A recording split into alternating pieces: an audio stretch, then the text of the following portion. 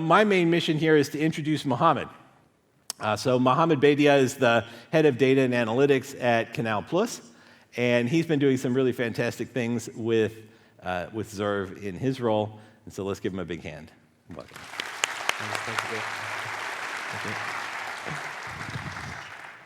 Well, thank you.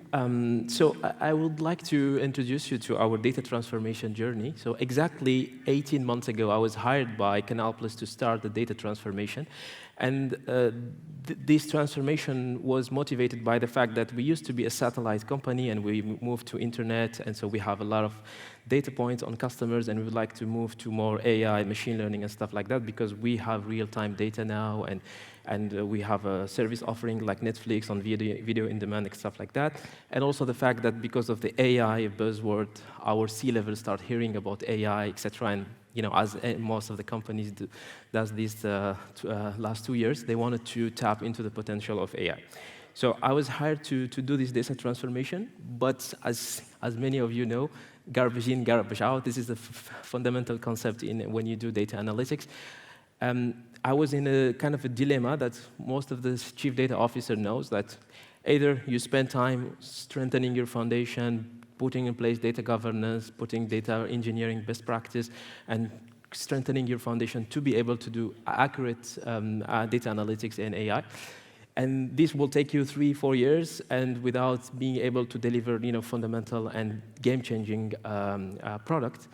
And stakeholders will lose faith on you. And so this is a classic dilemma that chief data officers are facing. So we decided to have another approach. I will talk to you about this approach. So today, we moved from descriptive, like the very granular, basic level of analytics maturity, data maturity, to predictive. And by end of the year, we will reach a perspective. And I will explain how we reached that level. So we decided first to identify what kind of use case we wanted to do with data, what kind of value we want to create.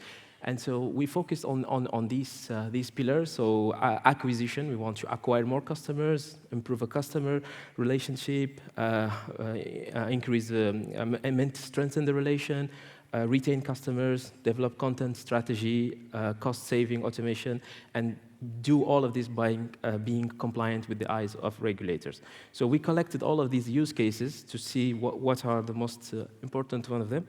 And then we put them into this impact versus effort matrix, so to highlight, to identify the quick wins and the strategic project.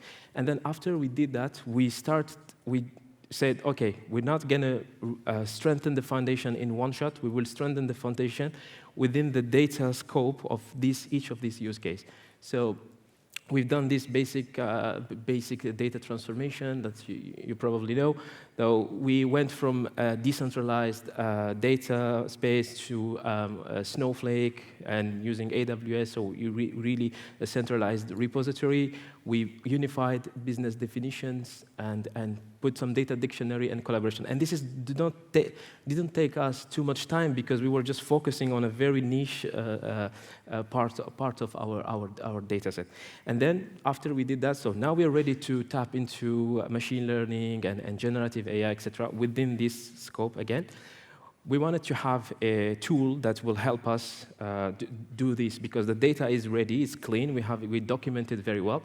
And I've worked before in Big Fours, in Deloitte and PwC, and I spent many years in banking, and I know that to put a data science product into production, it's really, really hard because building a POC is one thing, but going into production, you need to rely on IT, you need to work with sometimes developers to put something in your website, etc. And I wanted to have a tool that will allow me to put this use case into production without this burden, because I'm not in the capacity to go and talk to our board members and tell them, okay, I need to hire X number of data scientists, etc., because they have not seen value yet. So we need to show some use cases, some value, that then come back and ask for hiring people. So this is where we relied on Zerv. So I'm going to show you some use case that we put quickly thanks to Zerv. So the first one was churn prediction model. And the specificity of the churn prediction model is that also use explainable AI to understand why customers are churning, and then use generative AI for our commercial team to have a script and talk to use it by marketing to talk to our customers to retain them. So we follow these 5 steps to understand why customers are churning. We mathematically modeled the churn phenomena. We selected a group of people we would like to act on, and we built this. So all of this has been built entirely inside Zerv. So it is a bunch of SQL and Python with our codes, and everything was in Zerv. What I really liked here is that with Zerv, we connected directly to Snowflake, which is our data warehouse, and you could see engineers, data scientists, and IT teams working into the same platform. And this is quickly some result of this model. So it was implemented into the Netherlands. So I didn't mention that M7 span over 9 countries, and Netherlands being one of the biggest markets we have.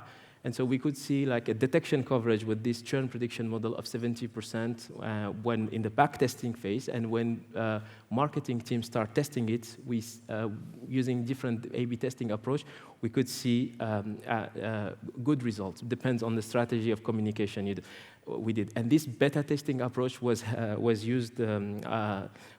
made thanks to generative AI.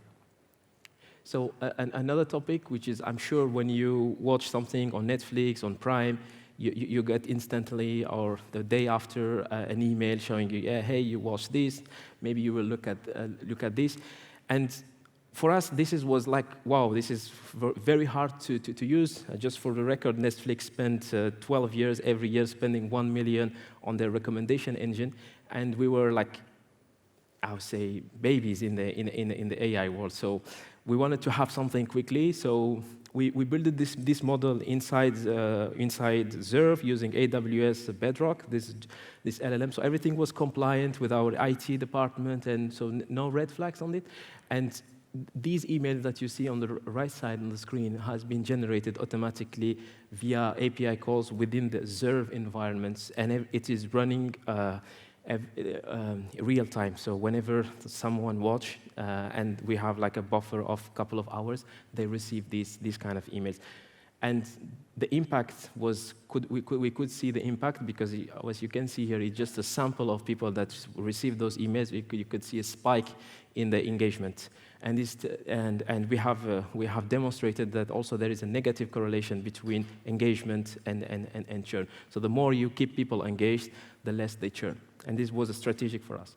Another use case here was the search engine. So we were using very classic search engine like Elasticsearch, and here we wanted to use more robust search engine, so hybrid search engine. We vectorized our database, so we used a provider for that, and then we tap into Bedrock within AWS, and everything was again done scripted into Zerv till the API deployment. And so we handed over this API to our IT, and it was like quickly to integrate it into some of the app of certain region. And this unlocked something that we didn't have in the past. For example, like having movies, when I describe a scene, I could have the movies like a movie with the concept of blue pill, red pill. This is for example, was Matrix, or searching for actors, producers, and stuff like that directly within the search. And another use case is the way we do recommendations. So when you go today in those giant streaming platforms like Prime and Netflix, you will see that the screen is really adapted. The rows where you see recommendation. If you are in the same household, you have 4 profiles, the kids and the husband, the wife, etc. You will see the different profile, different rows, and this is. We were able to do this within Zerv. And something really important to mention, that I mentioned that we started this journey 18 months ago. So we spent like 9 to 10 months to strengthen the foundation, and then we started working with Zerv around December, January.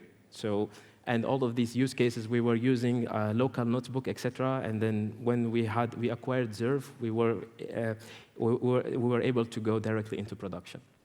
Yeah, so that's it for me. Thank you. Thank you.